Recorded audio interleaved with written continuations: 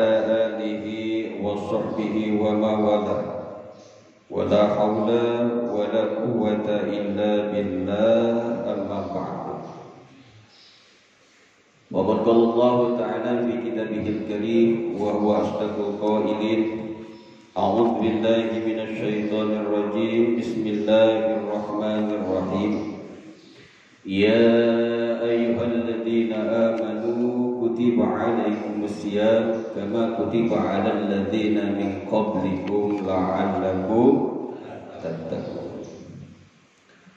Wa qala an-nabi sallallahu alaihi wa alihi wasallam man shoma ramadhana imanan wa ihtisaban ghufira lahu ma taqaddama min dhanbihi. Wa qala aidan man qama ramadhana imanan wa ihtisaban ghufira lahu ma taqaddama min dhanbihi. Wa qala aidan law ta'lamu ummati ma fi ramadhan latamannau an takuna sanatun kulluha ramadan. Ayuhal hadirin wal hadirat ma'asyiral muslimin wal muslimat jamaah salat subuh Masjid At-Tauhid yang dimuliakan Allah Subhanahu wa taala. Alhamdulillah, puji syukur kehadirat Allah Subhanahu wa taala yang mana Allah masih memberikan kepada kita bermacam-macam nikmat, terutama nikmat iman, nikmat Islam, nikmat sehat badan dan tinggal, nikmat umur panjang. Betul? Karena tanpa nikmat iman, Islam, sehat badan dan juga umur panjang, niscaya kita akan sulit dan susah dan juga berat untuk melangkahkan kaki menuju panggilan Allah. Betul apa betul? Jangankan rumahnya yang jauh dari masjid, rumah yang nempel sama masjid, kalau tanpa ada nikmat iman, susah, sulit, berat untuk melangkahkan kaki ke masjid. Betul apa betul? Banyak orang rumahnya nempel sama masjid, dekat sama masjid, berat, susah. Tapi ada juga orang yang jauh dari masjid rumahnya, tapi setiap sholat, setiap waktu sholat di masjid dia selalu ada. Betul? Kenapa? Karena ini semua adalah faktor keimanan yang ada di dalam dirinya.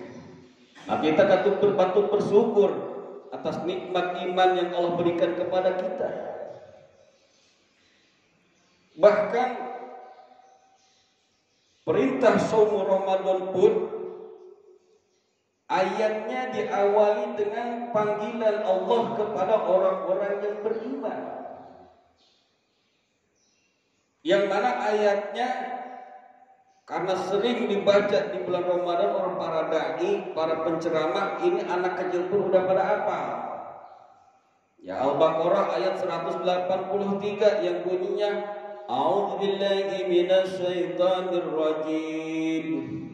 Ya ayyuhalladzina amanu kutiba 'alaikumus syiyamu kama kutiba 'alal ladzina min qablikum la'allakum tattaqun.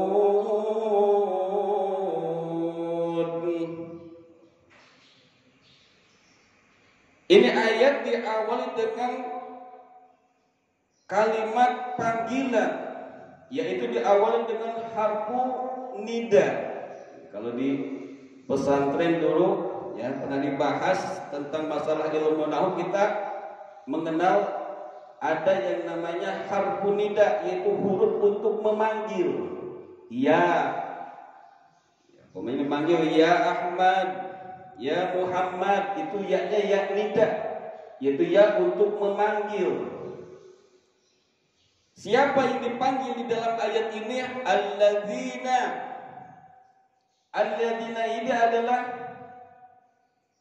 isim mausul. Tahu isim mausul? Enggak. Udah dengerin aja dah, dengerin karena ustaz aja dah, begitu ya. Isim mausul itu di dalam ilmu nahwu dikatakan sebagai tandanya isim ma'rifat. Tahu isim ma'rifat? Kagak juga, ya udah dengerin aja. Isim ma'rifat itu adalah ismun yadullu ala syai'in muayyanin, yaitu nama atau isim yang dikhususkan bagi sesuatu yang ditentukan oleh Allah Subhanahu atau oleh manusia. Ya, sesuatu yang ditentukan ala syai'in muayyanin, atas sesuatu yang ditentukan. Nah, siapa? Alladzina amanu, yaitu yang ditentukan oleh Allah adalah orang-orang yang beriman. Alladzina amanu, jadi yang dipanggil oleh Allah itu adalah khusus orang tertentu, orang yang beriman kepada Allah Subhanahu wa taala. Kenapa yang dipanggil orang yang beriman? Karena orang yang beriman sudah tentu Islam. Betul apa betul? Karena kalau dipanggil hanya orang Islam, banyak orang Islam yang kagak beriman. Banyak Islam cuma status di KTP-nya doang. Tanya Pak Kadis tuh. Kalau dicek nih warga yang ada di blok F ini, rata-rata mayoritas KTP-nya Islam ya Pak Kadis. Coba kalau kita presentasikan orang yang sering ke masjid dari sekian banyak warga blok F, ada berapa persen? Dari KTP-nya yang Islam, betul-betul ada 20%. Lebih dikit ya. Terus kalau kita presentasikan dari orang yang 20% sering ke masjid, orang yang rajin ngaji, orang yang sering duduk di majelis taklim yang diadakan di masjid ini berapa persen? 10 ya? 10 dah. Aku sendiri tuh. Ya kalau ini semua keimanannya rata, ini masjid penuh. Saya yakin ini inisiatif dari pengurus DKM untuk melebarkan bangunan ini. Kenapa? Karena setiap awal Ramadan ini masjid selalu penuh. Serasa sempit, maka rapat dipimpin oleh ketua DKM menyatakan bahwa ini masjid harus diperbesar, ya, harus diperlebar. Bener, usulan ketua DKM diijabah oleh Allah. Gak usah setahun, seminggu di bulan Ramadan itu masjid jadi lebar lagi. Benar gak? Yang awalnya ketika malam pertama ini pengurus masjid sibuk gelar tikar, gelar karpet sampai keluar luar. Serasa ini sempit, seminggu bener jadi longgar lagi, lebar lagi. Banyak kemajuan. Jadi saatnya maju tak gentar. Ini adalah faktor keimanan yang ada di dalam diri kita. Maka wajar Allah memanggil bagi orang-orang yang beriman saja. Dipanggil untuk apa? Kutiba alaikumusiyam, dipanggil oleh Allah untuk melaksanakan kewajiban yaitu puasa di bulan Ramadan. Kama kutiba alal ladzina min qablikum, sebagaimana yang Allah perintahkan ini puasa bagi umat-umat sebelum umatnya Nabi Muhammad. Jadi ini puasa bukan hanya diwajibkan kepada umatnya Nabi Muhammad saja. Umat-umat yang terdahulu sebelum umatnya Nabi Muhammad juga diperintahkan puasa. Cuma syariatnya, pelaksanaannya berbeda-beda. Enggak sama dengan syariat yang dibawa oleh Nabi Muhammad sallallahu alaihi wasallam. Dulu di zamannya Nabi Daud, ya, ada puasa yang dilaksanakan oleh Nabi Daud, yaitu puasanya sehari buka sehari, selang-seling. Nah, maka itu puasa Nabi Daud, ya, dianjurkan oleh Rasulullah sebagai puasa tatawu, puasa sunnah. Maka umatnya Nabi Muhammad, ya, mendapatkan kesunahan dalam menjalankan ibadahnya puasa Nabi Daud. Nah, ketika Rasulullah diutus menjadi Rasul dan Nabi di akhir zaman, Nabi yang terakhir, tidak ada lagi Nabi setelah Nabi Muhammad, maka syariat Nabi-Nabi yang terdahulu disempurnakan oleh syariatnya Nabi Muhammad sallallahu alaihi wasallam. Wa kullu syari'atin mansuhatun bi syari'ati Muhammadin sallallahu alaihi wasallam. Semua syariat-syariat Nabi Muhammad, nabi-nabi yang terdahulu disempurnakan oleh syariatnya Nabi Muhammad sallallahu alaihi wasallam. Jadi syariatnya Nabi Muhammad itu syariat yang sempurna, penyempurna daripada syariat-syariat Nabi yang terdahulu. Alhamdulillah. Makanya kita bangga, senang, bahagia menjadi umatnya Nabi Muhammad. Kenapa? Karena berkah kita berhubungan, bersangkutan dengan Nabi Muhammad, kita menjadi umat yang terbaik. Jadi kita ini umat yang terbaik, walaupun umat kita sebagai umat yang terakhir, umat akhir zaman, tapi nanti ketika masuk surga, kita adalah umat paling pertama yang masuk surga. Alhamdulillah. Berkah siapa? Berkahnya Nabi Muhammad sallallahu alaihi wasallam. Bukan karena berkah atau akibat sebab ibadah kita, bukan. Kalau kita bandingkan dengan umat-umat yang terdahulu, ibadah kita nggak ada seberapanya. Kenapa? Karena usia kita umatnya Nabi Muhammad itu paling banter 60-70 tahun. Tapi umat-umat terdahulu usianya sampai ratusan tahun. Bandingkan orang yang ibadah ratusan tahun sama nggak dengan orang yang cuma puluhan tahun? Beda. Tapi karena berkahnya Nabi Muhammad sebagai Nabi kita, kita menjadi umatnya, kita diistimewakan oleh Allah. Maka dinyatakan di dalam Al-Quran, kuntum khairu ummah. Kalian umatnya Nabi Muhammad adalah sebaik-baiknya umat, umat yang terbaik, umat yang paling istimewa. Kira-kira kita senang gak disebut umat yang paling terbaik? Senang, bahagia. Tapi kebahagiaan kita cuma saja di bibir saja, di mulut saja. Nyatakan dengan perbuatan. Karena walaupun kita bangga menjadi umatnya Rasulullah, belum tentu nanti di akhirat kita diakui sebagai umatnya. Sedih kita, rugi kita apabila nanti di yaumil kiamat kita tidak diakui oleh Rasulullah sebagai umatnya. Ini kayak di sini nih, kita warga Blok F, ya, ngaku warga Blok F, kadusnya Pak Jibeng, ya kan, Bang Jibeng. Ketika ditanya di Jakarta ketemu lu dari mana? Dari Gria. Grianya mana? Blok F. Oh sama dong. Yang kadusnya Pak Jibeng ya, iya yang ganteng, iya, gitu aja.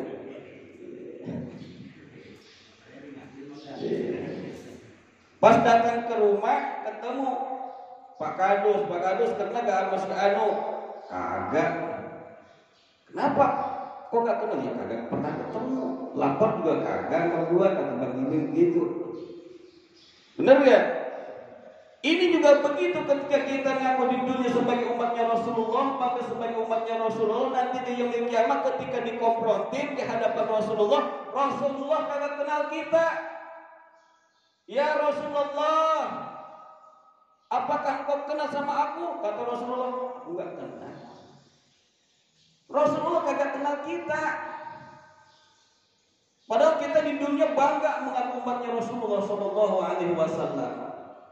Kenapa? Karena di dunia walaupun dia mengaku sebagai umatnya Rasulullah, bangga sebagai umatnya Rasulullah, tetapi dia jauh daripada Rasulullah Shallallahu Alaihi Wasallam.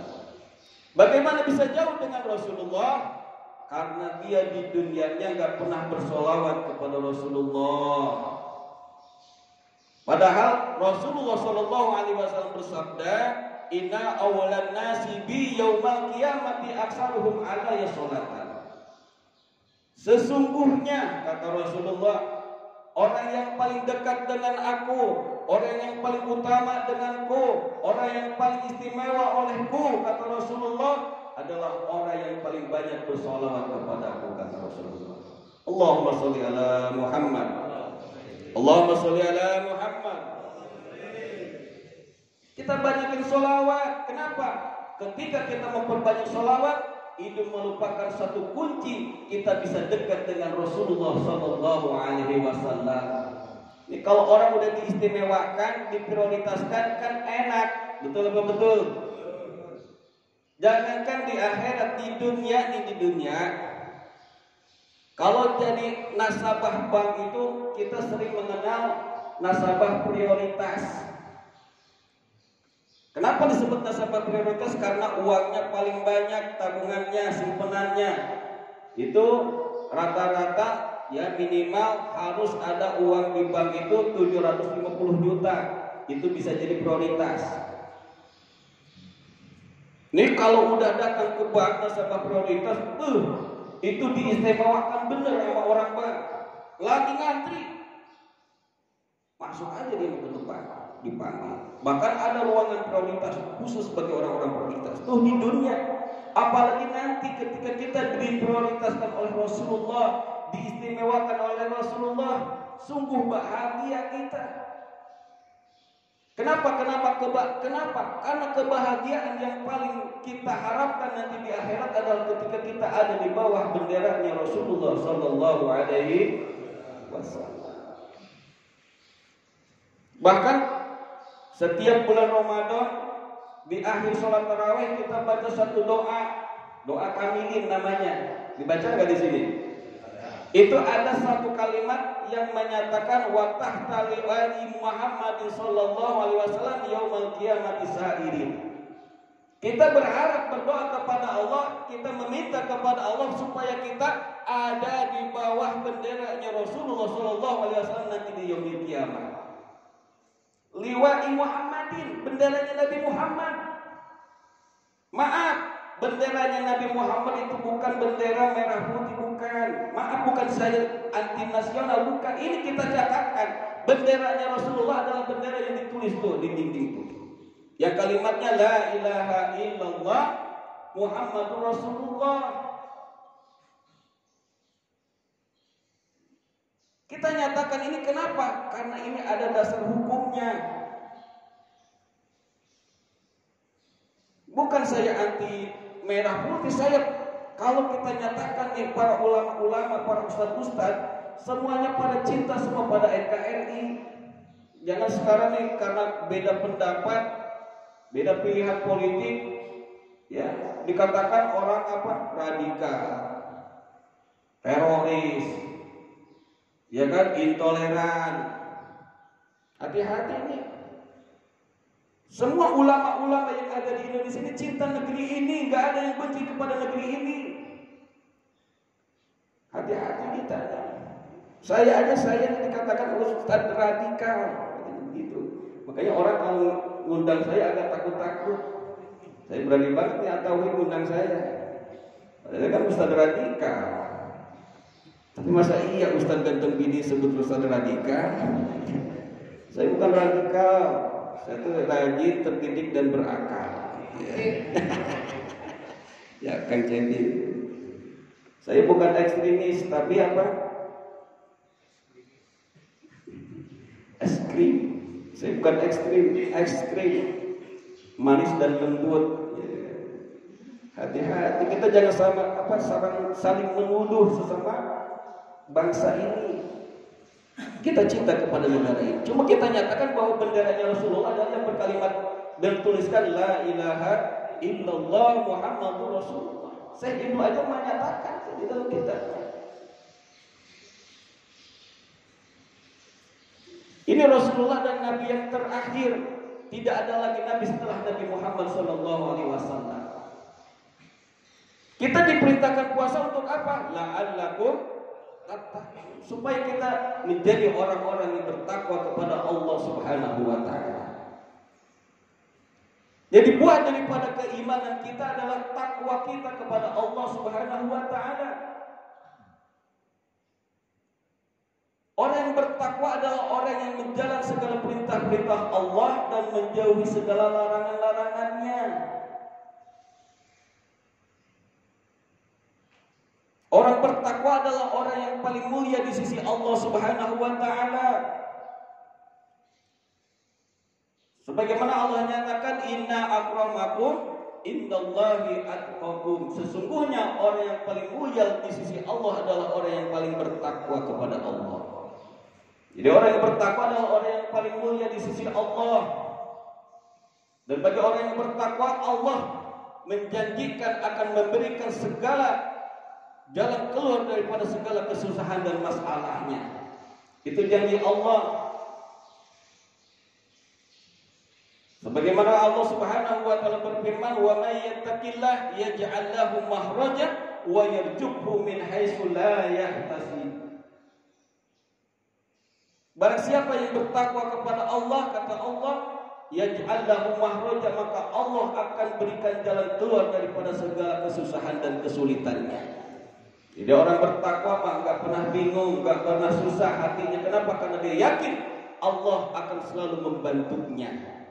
Kira-kira udah begitu gak keyakinan kita?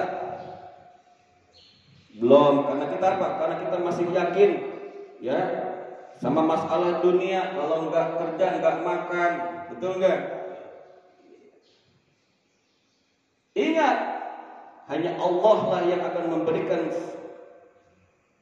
jalan keluar daripada kesusahan dan kesulitan kita. Maka orang bertakwa gak susah dengan masalah dunia, gak bingung dengan masalah duniawi.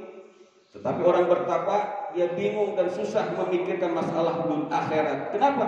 Karena tidak ada satu orang pun selain Nabi Muhammad dan juga para sahabat yang dijanjikan surga oleh Rasulullah, tidak ada satupun orang yang dijamin masuk surga. Termasuk yang ngomong.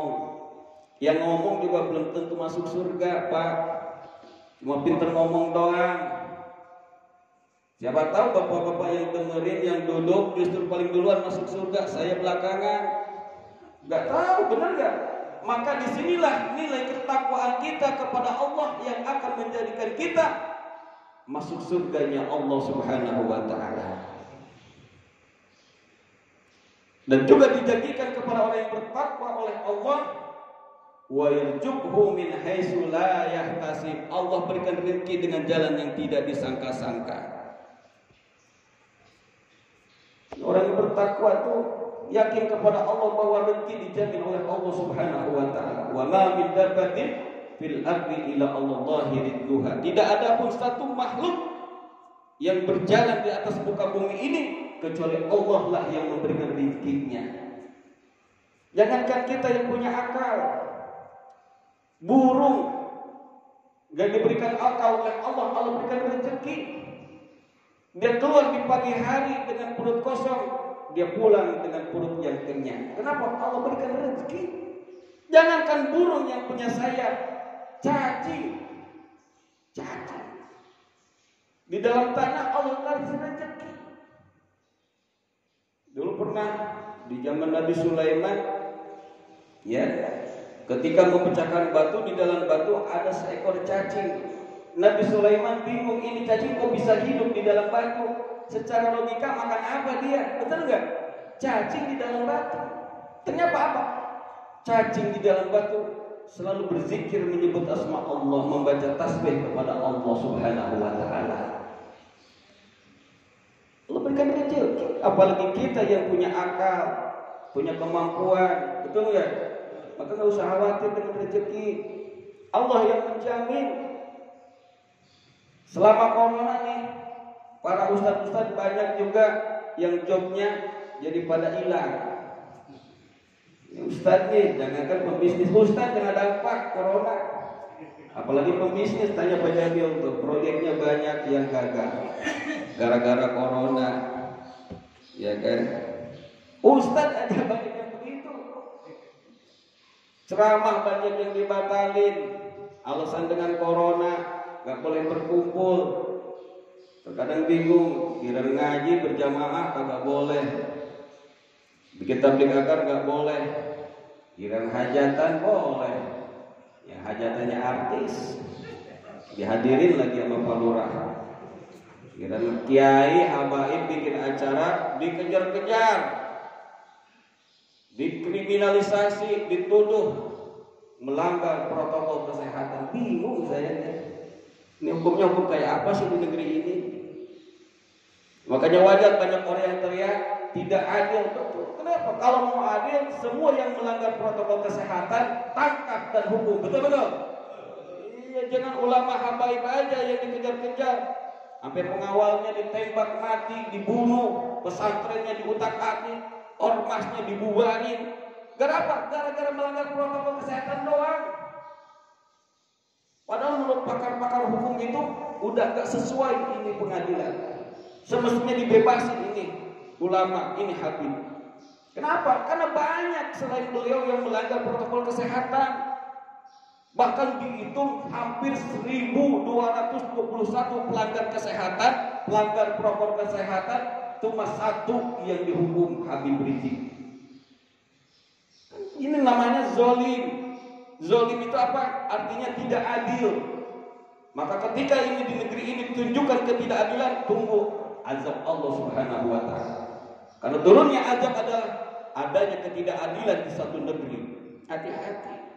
Kita berharap mudah-mudahan nih para hakim ya punya hati nurani. Ya, punya hati nurani bisa memutuskan dengan seadil-adilnya ini. Kenapa? Karena kalau pengen adil semua dihukum, semua diadili. Gak pandang bulu. Hukum itu gak pandang bulu semestinya. Kalau hukum pandang bulu yang paling enak monyet, yang paling banyak bulunya, betul ya, betul. Berarti kalau orang yang kebal hukum berarti mau ya, kalau pandang hukum pandang bulu ya gitu. Semua saya sedih lihat keadaan negeri ini. Orang yang selalu menghina Islam, mengolok-olok Islam bebas. Udah berkali-kali dilaporin, kagak pernah dihukum. Jangankan dihukum, dipanggil, nggak pernah. Udah bertahun-tahun, berbulan-bulan. Makanya kita nih di sini kita berharap kepada Allah supaya hakim-hakim yang ada di negeri ini diberikan hidayah oleh Allah Subhanahu wa Ta'ala. Jangan ngaji sholat Jumat, nggak boleh, ya, nggak boleh berkerumun.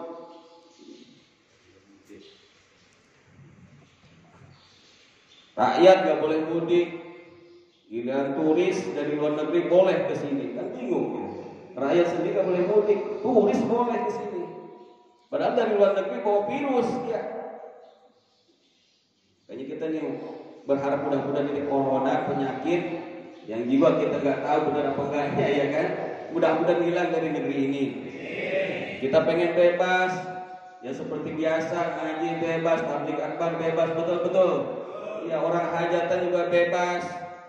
Dan kalau orang hajatan namanya hajat itu orang perlu. Berarti orang yang hajat itu lagi perlu. Makanya kalau kita orang kehajatan jangan bawa duit sedikit. Kenapa? Dia lagi perlu. Iya, namanya hajat itu bahasa Arab. Hajat itu orang perlu, lagi perlu. Jangan ini mau kondangan bawa duit 2.000, makan sekenyangnya, gak punya malu, ya kan?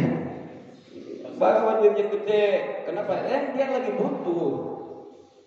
Ini orang hajatan kadang dibubarin, lihat di video dibubarin sama polisi, nggak boleh. Padahal orang hajatan juga nggak banyak yang hadir. Kasihan kan dia udah mulai duit banyak. Ya tujuannya dia ngajarin hajatan resepsi itu pas supaya balik modal minimal. Ya kan? Ya untung-untung lebih kan gitu ya. Kasihan rakyat kecil dikejar-kejar mulu. Makanya kita berharap mudah-mudahan hilang dari negeri ini corona. Kalau angkat, ya. Kalau balik lagi ke negeri asalnya sama. Ya, amin ya Allah ya Rabbal. Ya, makanya kita dengan puasa ini mendidik kita supaya menjadi orang yang bertakwa kepada Allah Subhanahu wa Ta'ala.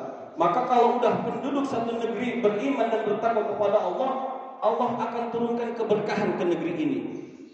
Lau anna ahlal qura amanu wa taqaw, kata Allah, barang siapa seandainya seumpamanya penduduk satu negara beriman dan bertakwa kepada Allah, la fatahna alaihim barakatin minas samai wal ard, maka aku akan bukakan pintu keberkahan baik dari langit maupun dari bumi. Amin ya Allah ya Rabbal.